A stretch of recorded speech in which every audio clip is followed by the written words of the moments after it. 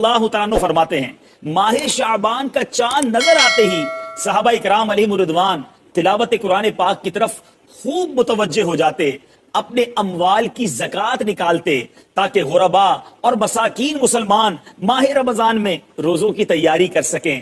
حکام قیدیوں کو طلب کر کے ان کی حد قائم کرتے، یعنی جن کو سزا سنانی ہوتی سزا سناتے، بقیہ جن کو مناسب ہوتا آزاد کر دیتے۔ تاجر اپنے قرضے ادا کرتے، دوسروں سے اپنے قرضے وصول کر لیتے، یعنی ماہ رمضان آنے سے پہلے پہلے اپنے آپ کو فارغ کر لیتے، اور رمضان شریف کا چاند نظر آتے ہی غسل کر کے بعض حضرات اعتکاف میں بیٹھ جاتے۔ تو گویا شعبان تیاری کرنے کا مہینہ ہے، ماہ رمضان کی اپنے آپ کو عبادتوں کی طرف لے آئیے، مسجدوں کی طرف لے آئیے، درود و ذکر کی طرف لے آئیے۔ شیطان کا ایک اور وار، یار تیرا دل تو لگتا نہیں نماز میں، تلاوت کرتا ہے تو نیند آنے لگتی ہے، چھوڑ دے پھر فائدہ کیا۔ ہاں یہ مت کرنا کہ شیطان تمہیں بہکائے، جو تھوڑا بہت کر رہے ہو اگر وہ بھی چھوڑ کر چلے گئے تو پھر تو گئے نا، پھر تو آؤ گے کیسے واپس۔ میں اس کا آپ کو سولوشن بتاتا ہوں۔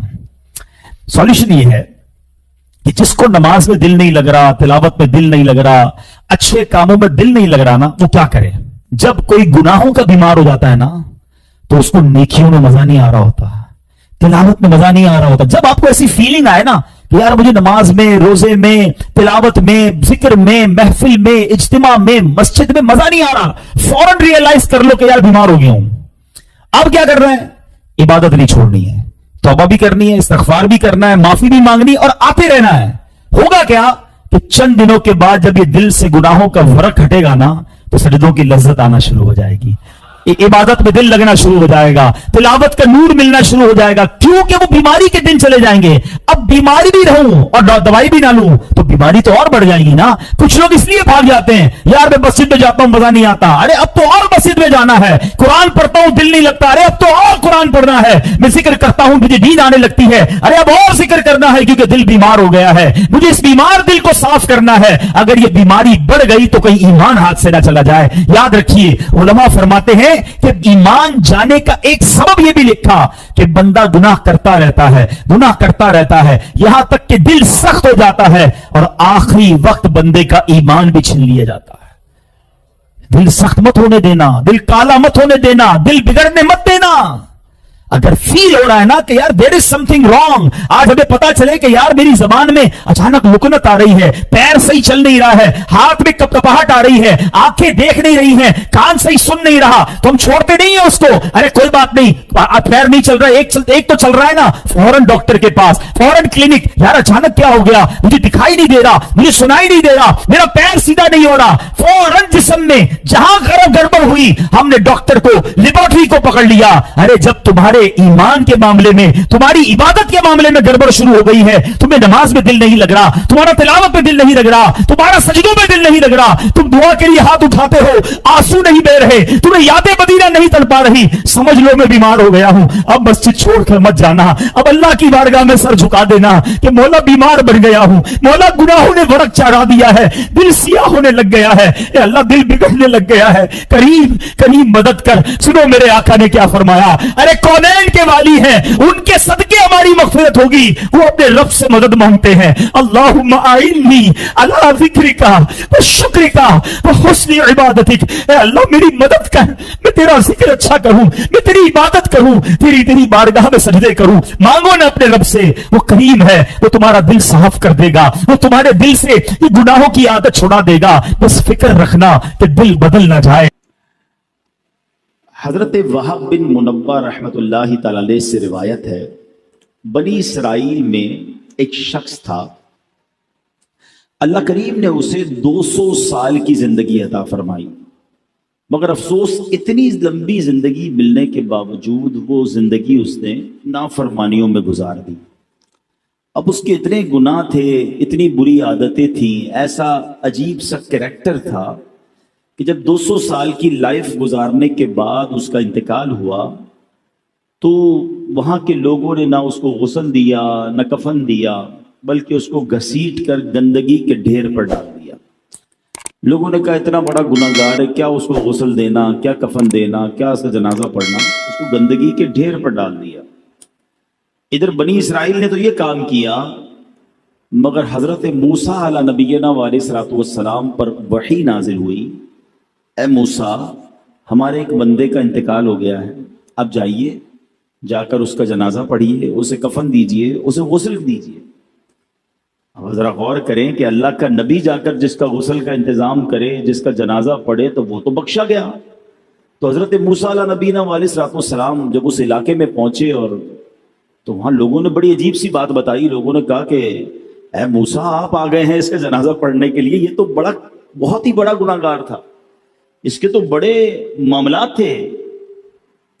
تو حضرت موسیٰ علیہ نبینا علیہ الصلوۃ والسلام نے اللہ کی بارگاہ میں عرض کی، مولا لوگ تو کہہ رہے ہیں اتنا گناہ گار اور تو نے مجھے بھیجا جنازہ پڑھانے، اتنا بڑا انعام اس پر کیسے ہو گیا؟ تو کیا ارشاد ہوا کہ اے موسیٰ علیہ السلام، بنی اسرائیل والے سچ کہتے ہیں، واقعی بڑا گناہ گار بندہ ہے یہ، مگر معاملہ یہ ہے کہ جب یہ انہو کان کلما نشر التوراۃ، جب بھی یہ بندہ تورات شریف کھولتا تھا، وہ نظر الی اسم محمد صلی اللہ علیہ وسلم، تورات شریف میں جب میرے نبی علیہ السلام محمد مصطفیٰ کا نام پاک دیکھتا تھا تو قبلہ وضعہ علی عینیہ وصلی علیہ، اے موسیٰ وہ میرے محبوب کے نام کو ادب سے چومتا تھا، آنکھوں پر لگاتا تھا اور درود پاک کے نذرانے بھیجا کرتا تھا۔ اے ہائے ہائے، اے موسیٰ ہمیں اس کی ادا بڑی پسند آئی، بس اسی نیک عمل کی وجہ سے میں نے اس کے سارے گناہ بخش دیے، اور وَزَوَّجْتُهُ 70 حورا، میں نے اس کا نکاح 70 حوروں کے ساتھ کر دیا۔ اعمال نہ دیکھے یہ دیکھا، محبوب کے کوچے کا ہے گدا، اعمال نہ دیکھے یہ دیکھا، محبوب کے کوچے کا ہے گدا، مولا نے مجھے یوں بخش دیا، سبحان اللہ سبحان اللہ۔ پیارے اسلامی بھائیوں، یہ ہے نام پاک مصطفیٰ، یہ ہے ادب مصطفیٰ، یہ ہے تعظیم مصطفیٰ صلی اللہ تعالی علیہ وسلم۔ کتنا پسند ہے رب عز و جل کو کہ میرے حبیب کی نام کی تعظیم کی جائے، عزت کیا جائے۔ نصیب والوں کو نصیب ہوتا ہے، آج بھی نصیب والے ہیں کہ جب نام پاک مصطفیٰ سنتے ہیں تو چوم لیتے ہیں، جب بھی محمد صلی اللہ علیہ وسلم کا نام سنتے ہیں تو انگوٹھوں کو چومتے ہیں۔ اچھا دیکھیں رب نے نام بھی کیسا عطا فرمایا ہے، انگوٹھے تو بعد میں چومیں گے، پہلے ہونٹ ہی ایک دوسرے کو چوم لیتے ہیں۔ کہیے محمد صلی اللہ علیہ وسلم، ہونٹ چوم رہے ہیں نا ایک دوسرے کو، ہونٹ ہی ایک دوسرے کو چوم رہے ہیں، ایسا رب نے نام عطا فرمایا۔ اور سبحان اللہ 200 سال کے گناہ معاف ہو گئے، آنکھوں سے لگاتا تھا، چومتا تھا، درود پڑھتا تھا۔ تو درود پڑھنے کی عادت ڈالیں، نبی پاک کے نام کی تعظیم دل میں پیدا کریں، انشاءاللہ وارے نیارے ہو جائیں گے۔ اور ایک اور بات سیکھنے کو ملی کہ اللہ نے اپنے حبیب کی شان کیسی بلند کی ہے۔ ابھی دنیا میں میرے آقا تشریف نہیں لائے ہیں، حضرت موسیٰ کا دور تو بہت پرانا دور ہے نا، thousands years ago، ہزاروں سال پہلے جناب رسول اللہ صلی اللہ علیہ وسلم کی آمد سے پہلے ان کا چرچا بلند ہو رہا ہے، ان کا نام چوما جا رہا ہے، ان پر درود پڑھا جا رہا ہے، ان کا ادب کیا جا رہا ہے۔ پچھلی ساری آسمانی کتابوں میں نبی پاک کا ذکر موجود، انبیاء آئے نبی پاک کی باتیں بتاتے تھے کہ ایک نبی ہیں جو آنے والے ہیں، آخری نبی کا ذکر ہوا کرتا تھا۔ اللہ اکبر، وہ شاعر لکھتے نا، ایک میں ہی نہیں ان پر قربان زمانہ ہے، ایک میں ہی نہیں ان پر قربان زمانہ ہے، جو رب دو عالم کا محبوب یگانہ ہے۔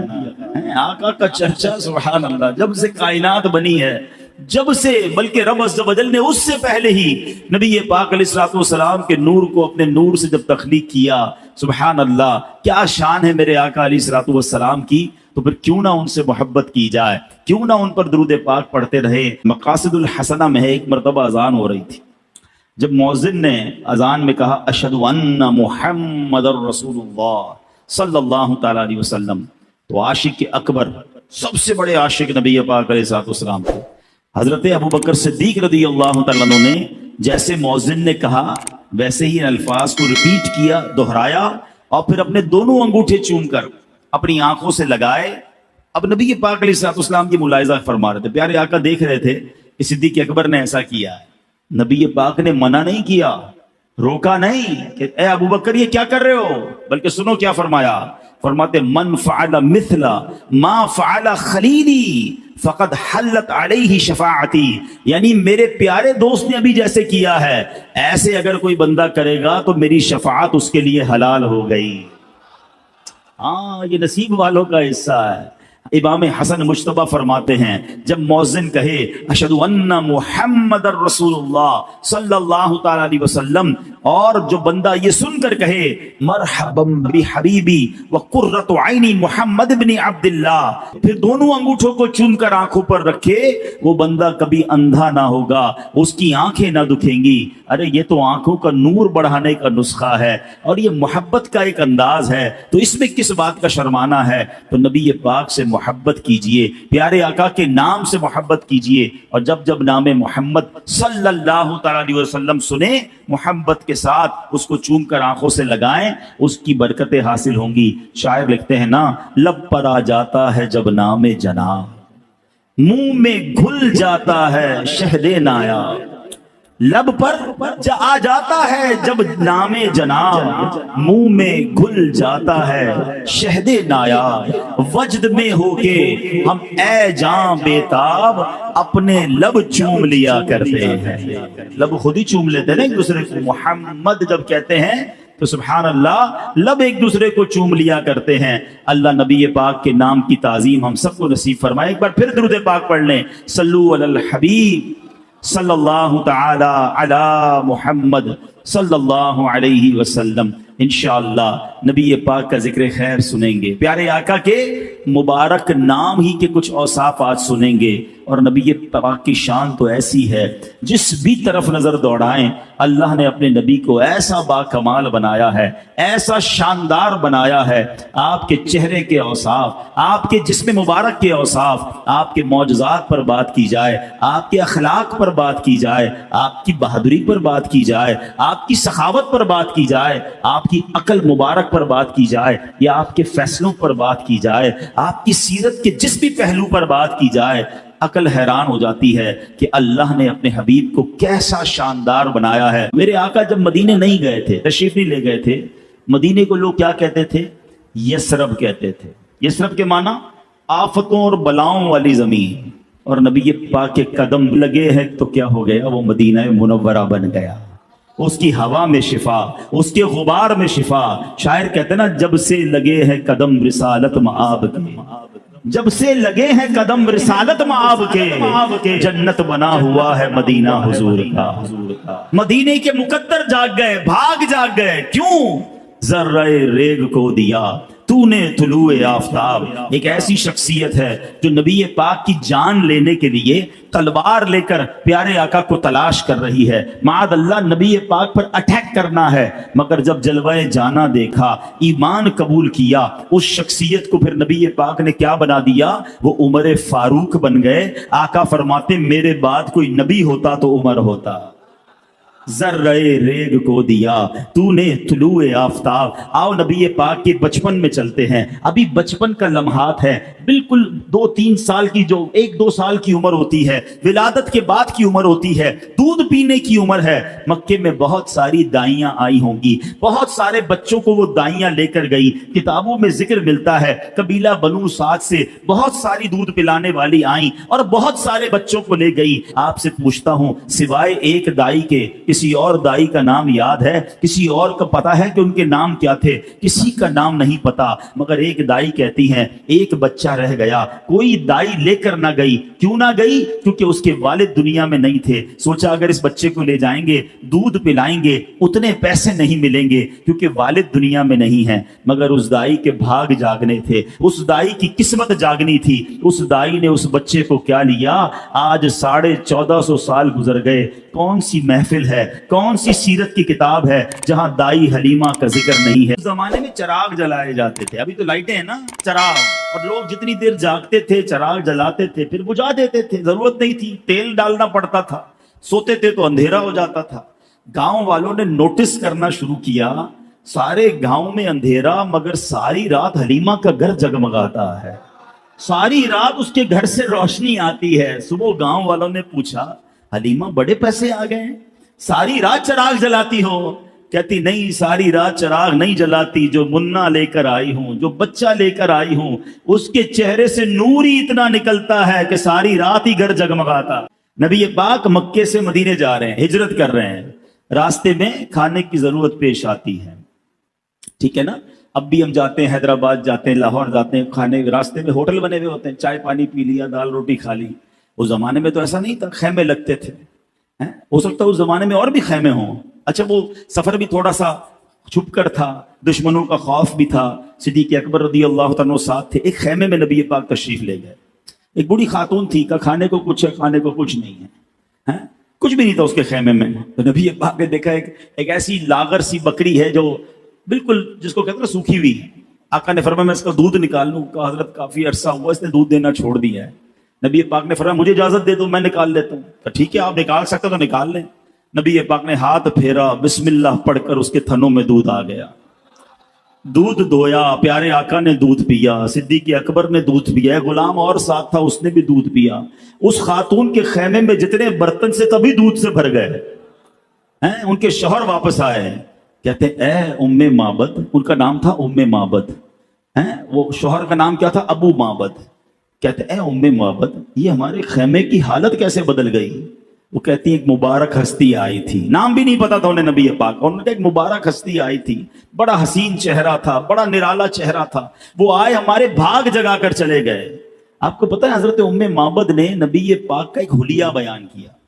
ہاں یہ علماء بیٹھے ہیں، ہر سیرت نگار نے جب نبی پاک کا حلیہ لکھا نا، حدیث کی کتابوں میں، سیرت کی کتابوں میں، اس خیمے والی کے الفاظ ضرور لکھے جاتے ہیں، کیونکہ اس شاندار انداز میں موتیوں کی مانند اس نے نبی پاک کا ذکر کر دیا کہ سبحان اللہ، آج 1450 سال گزر گئے ہیں، جب نبی پاک کا حلیہ بیان کیا جاتا ہے ام معبد کا ذکر ضرور کیا جاتا ہے۔ ارے اس راستے میں بڑے خیمے تھے، بڑے خیمے والیاں اور والے ہوں گے، ہم کسی کو نہیں جانتے ہیں تو ام معبد کو جانتے ہیں۔ کیوں جانتے ہیں؟ کہ ذرہ ریگ کو دیا تو نے طلوع آفتاب۔ آج ایک بات سمجھ جائیے کہ ان کے جو غلام ہو گئے